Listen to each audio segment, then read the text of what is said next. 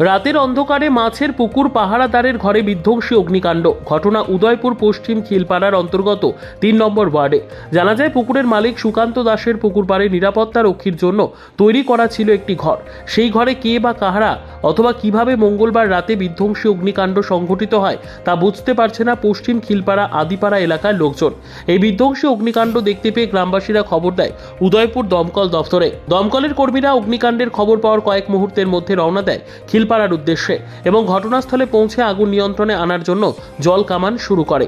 দীর্ঘক্ষণের চেষ্টায় আগুন নিয়ন্ত্রণে আসলেও সন্দেহ এখনও তৈরি হচ্ছে কেন এবং কিভাবে এই আগুন সংঘটিত হয়েছে মাছের পুকুর পাহারাদারের ঘরে।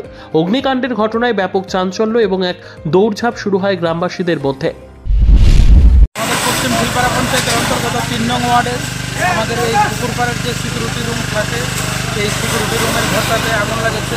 এটা কীভাবে লাগেছে আমরা কেউ বলতে পারবো না। এখানে ইলেকট্রিক শর্ট নাকি কেউ দুষ্কৃতি লাগিয়ে দিয়েছে। সেখানে আমাদের এলাকাবাসী এবং ফায়ার সার্ভিস কর্মীদের সহযোগিতা আমরা আগুনটা নিয়ন্ত্রণে আনতে। কার সিকিউরিটি, কার পুকুর দেখাশোনার জন্য এই ঘর? এটা আমাদের অমূল্য দাসের বাড়ি, সুকান্ত দাসের পুকুর। ওনার কে থাকতো এদিকে?